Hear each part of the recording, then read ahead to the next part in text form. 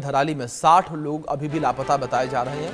उत्तरकाशी के हर्षिल में अब तक 274 लोगों का रेस्क्यू किया गया है और रेस्क्यू किए गए लोगों को आईटीबीपी के कैंप में शिफ्ट किया जा रहा है। उत्तराखंड के सीएम पुष्कर सिंह धामी का भी ऐलान सामने आया। राहत कार्यों के लिए 1 महीने का वेतन सीएम धामी देंगे। ये बड़ी खबर है जो इस बीच निकलकर सामने आ रही है। मुख्यमंत्री पुष्कर सिंह धामी जो है अपने 1 महीने का वेतन राहत कार्यों के लिए देंगे, लेकिन दूसरी ओर लगातार राहत और बचाव का काम जारी है। ये बड़ी खबर है जो इस बीच निकलकर सामने आ रही। राहत और बचाव का काम लगातार जारी है। उत्तरकाशी के धराली में 60 लोग अभी भी लापता हैं, तो वहीं हर्षिल से अब तक 274 लोगों का रेस्क्यू किया गया है। धराली में अभी भी लगातार रेस्क्यू ऑपरेशन जारी है। बड़े स्तर पर रेस्क्यू ऑपरेशन जो है वो किया जा रहा है। जिस तरीके से 60 लोग इस वक्त लापता हैं, उनकी तलाश की जा रही है।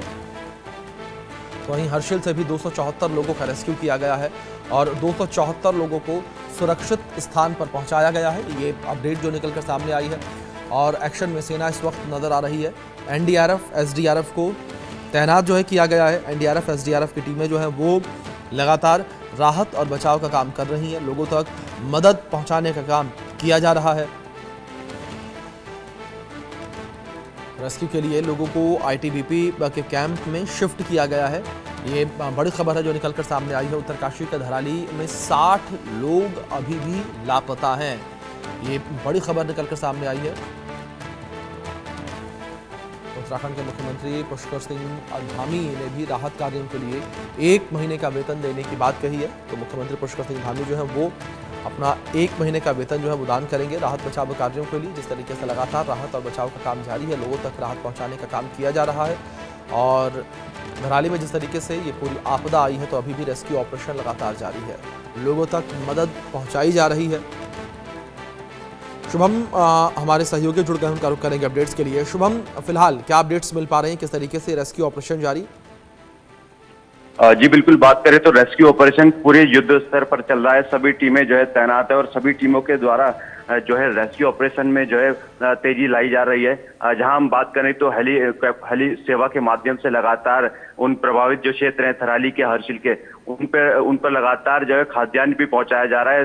हम कल की बात करें तो जो कल का आपदा प्रबंधन की ओर से डेटा पेश किया गया है, उसमें जो है सुबह जो है सूखे जो ड्राई फ्रूट्स कह सकते हैं हम, जिसमें बिस्कुट, नमकीन और तमाम अन्य चीजें हैं, वो उनको वहां पहुंचाया गया है। उसके बाद दोपहर आते आते दाल, चावल और कई अन्य चीजें हैं जो खाने पीने के संबंधित हैं, उनको वहां पर हेली सेवा के माध्यम से पहुंचाया गया है। इसके साथ ही आसपास के जो क्षेत्र हैं वहां पर भी जो है खाद्यान्न की आपूर्ति की गई है। कुंटल जो चावल, दाल वहां पर पहुंचाए गए हैं, जिससे कि किसी भी तरह की ऐसी स्थिति ना बने जिससे कि लोगों को जो है खाद्यान्न की कमी वहां पर पड़े। खाद्यान्न की बात करें, अब इसके बाद बात करें, क्योंकि विद्युत लाइनें भी कई जगह पर क्षतिग्रस्त थी, तो उसके भी मरम्मत का कार्य किया गया है। अगर हम बाय रोड की बात करते हैं तो यहाँ से गंगनानी तक की जो विद्युत लाइन थी करीबन 30 kV की, उसको भी दुरुस्त कर दिया गया है। लेकिन आगे की जो विद्युत लाइनें हैं उस पर अभी कार्य चल रहा है।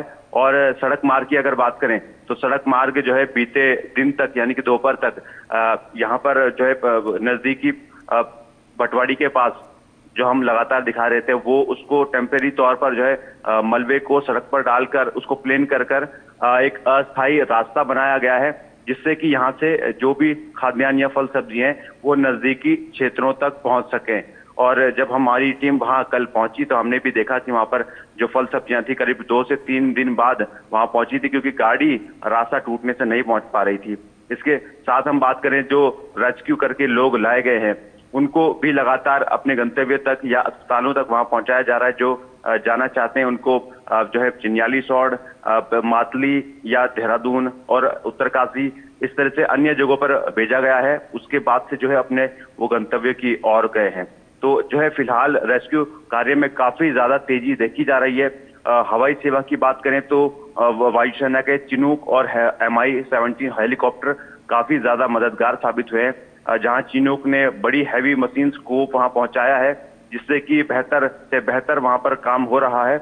और वहीं जो है MI-17 हेलीकॉप्टर, अन्य तमाम हेलीकॉप्टर जो हैं वो लगातार ही जो है रेस्क्यू कार्य में काफी मदद कर रहे हैं। जो हमने आपको बताया था कि गंगनानी में गंगनानी में जो ब्रिज टूटा हुआ है उसको अब वैली ब्रिज बनाया जा रहा है वहाँ, इसलिए जो है वहाँ उस वैली ब्रिज के जो उपकरण, जब हम कल शाम तक पहुंचे तो करीब करीब 2 ट्रक वहां पर जो है सामान पहुंच चुका था।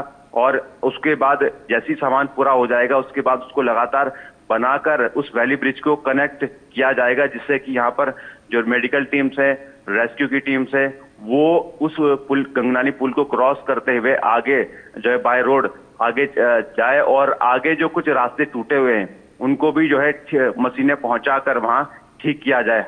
बीती जो है शाम तक यहाँ से कुछ ट्रकों में पोकलैंड मशीनें भी वहां पर पहुंच गई थी और उम्मीद है कि जल्दी ये जो है सड़क मार्ग भी दुरुस्त कर दिया जाएगा। जो पीड़ित हैं या जो प्रभावित लोग हैं जिनको रेस्क्यू किया जा चुका है हरसिल से, दराली से और गंगोत्री से, उनके मोबाइल नंबर्स भी जारी किए गए हैं, उनके कॉन्टैक्ट्स और डिटेल्स भी जारी किए गए हैं। अगर किसी व्यक्ति को कॉल करनी हो या किसी व्यक्ति को संपर्क करना हो अपने परिजन से, अपने सगे संबंधियों से, अपने रिश्तेदारों से, अपने परिवार के किसी सदस्य से, तो वो सीधे तौर पर जो है उनसे बात कर सकते हैं। तो इस तरह से देखें हम पूरा जो है रेस्क्यू कार्य चल रहा है। मुख्यमंत्री उत्तराखंड लगातार ही इस पर नजर बनाए हुए हैं। जनप्रतिनिधि भी अब लगातार ही उन क्षेत्रों का रुख कर रहे हैं। हालांकि बाय रोड जो है अभी जा पाना संभव नहीं है। जो भी अगर जा पा रहा है तो हेली सेवा के माध्यम से ही वहां पर पहुंच पा रहा है। फिलहाल इस तरह की स्थिति है और इस स्थिति में और ज्यादा तेजी आने की पूरी संभावना है। लगातार सभी विभागों के समन्वय से ये कार्य किया जा रहा है। संभव है कि कुछ ही समय में ये जो है पूरा रेस्क्यू का कार्य पूरा हो जाएगा। जितने बिल्कुल शुभम, जिस तरीके से आपने अपडेट्स दी है कि जल्द ही रेस्क्यू का काम पूरा होगा, उम्मीद करते हैं कि जो लोग फंसे हुए हैं वो जल्द से जल्द बाहर आएं। फिलहाल बहुत शुक्रिया आपका जुड़ने के लिए और अपडेट्स के लिए।